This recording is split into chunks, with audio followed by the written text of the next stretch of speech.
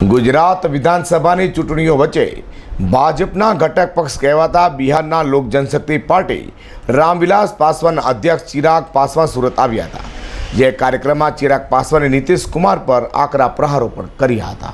માજી કેન્દ્રીય મંત્રી સ્વર્ગીય રામવિલાસ પાસવાનની લોક જનશક્તિ પાર્ટીના રાષ્ટ્રીય અધ્યક્ષ અને રામવિલાસ પાસવાનના પુત્ર ચિરાગ પાસવાન ગુજરાત અને તેમાં પણ ખાસ કરીને સુરતની મુલાકાતે આવ્યા હતા। तो सूरत में चिराग पासवाने फूलवाड़ी खाते आवेला कतारगाम कम्युनिटी हॉल में योजवायेली सभा में बिहार में थयेला सत्ता परिवर्तन लईने बिहारना मुख्यमंत्री नीतीश कुमार पर आकरा प्रहारो कर्या हता।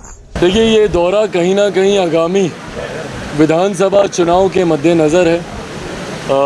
यकीनन एक सरकारी कार्यक्रम भी था जिसमें सम्मिलित होने हम लोग आए, जिसमें देश के केंद्रीय गृह मंत्री आदरणीय अमित शाह जी और उनकी समिति में हम लोग हैं, हिंदी राज्य भाषा समिति, और आज हिंदी दिवस है। तो उस उपलक्ष्य में जो कार्यक्रम आयोजित किया गया था, उस कार्यक्रम में भी हम लोग सम्मिलित हुए। आपके माध्यम से मैं तमाम गुजरात की जनता को और तमाम देशवासियों को हिंदी दिवस की ढेर सारी शुभकामनाएं देता हूं, और मैं मानता हूं कि आने वाले समय में जिस तरीके से मैं भी मानता हूं, आने वाले समय में हिंदी को और ज़्यादा प्रोत्साहन मिले, और जो भी वो तमाम भाषाओं को प्रोत्साहन मिलना चाहिए।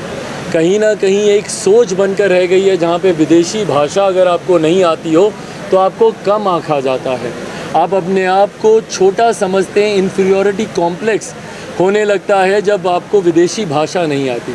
पर ऐसे में ज़रूरी है कि जितनी स्वय भाषाएँ हैं, हमारे देश की अपनी जितनी भाषाएँ हैं, उन भाषाओं को भी उस कदर प्रोत्साहित किया जाए, आगे बढ़ने का मौका दिया जाए, और हिंदी के साथ साथ तमाम क्षेत्रीय भाषाओं को भी आगे बढ़ने का वो अवसर मिले। मुझे उम्मीद है कि इस तरीके के कार्यक्रमों से वो अवसर हम लोगों को ज़रूर प्रदान होगा, और आने वाले दिनों में देश अपनी भाषाओं पर उतना गर्व करेगा, ना कि विदेशी भाषाओं को लेकर। बहरहाल उस कार्यक्रम में साथ ही में पार्टी की तरफ से भी कार्यक्रम आयोजित किए गए थे। जैसा मैंने कहा कि आगामी विधानसभा चुनाव के मद्देनज़र ये बैठकें रखी जा रही हैं। संभवतः अगले कुछ दिनों में अधिसूचना भी जारी हो जाएगी, और गुजरात में विधानसभा के चुनाव की तारीखें सामने आएंगी। लोक जनशक्ति पार्टी रामविलास ने ये फैसला लिया है कि हम लोग मजबूती से अधिकांश सीटों पर पार्टी अपने प्रत्याशी उतारने का काम करेगी, और हम लोग हमारे नेता आदरणीय रामविलास पासवान जी के विचारों को लेकर जनता के बीच जाएंगे। किसी से छुपी नहीं है कि हमारे नेता का एक विशेष लगाव गुजरात और गुजरात की जनता के साथ रहा।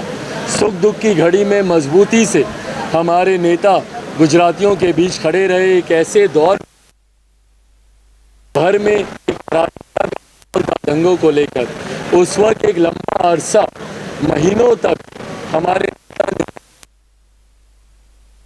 के तमाम का वो गुजरात में रहे, सुख दुख में वो उनके साथ खड़े रहे। उसी भूमिका को मैं आगे लेकर जाना चाहता हूँ। गुजरात के हर सुख दुख में उनके साथ खड़ा हूँ। अपने नेता के विचारों को, उनके सपनों को पूरा करने का मैं प्रयास कर रहा हूँ, और इसी उद्देश्य के साथ हम लोगों ने फैसला भी लिया है कि हम लोग करेंगे, और उसी के मद्देनज़र निरंतरता में यहाँ से पार्टी के कार्यक्रम आयोजित किए जाएंगे। 1 तारीख को गोधरा में, संभवतः 10 अक्टूबर के आसपास दूसरा कार्यक्रम हम लोग का अहमदाबाद में या राजकोट में या अलग अलग जगहों पे इसी तरीके से कार्यक्रम चलेगा। और ये पूरी तरीके से ये जिम्मेदारी स्टेट यूनिट को दी गई है कि प्रत्याशियों का चयन करके पार्टी किस तरीके से और किस रणनीति पे चुनाव लड़ेगी, इन तमाम बातों की जानकारी गुजरात विधानसभाની ચૂંટણીને લઈને હાલ દરેક પક્ષના રાષ્ટ્રીય નેતાઓ પોતાના ઉમેદવારોને લઈ સુરતની મુલાકાતે આવી રહ્યા છે। તે ચિરાગ પાસવાન પણ સુરતના આવતા રાજકીય ગરમાટો જોવા મળ્યો હતો। અઝર કુર્સી સાથે પ્રકાશવાળા।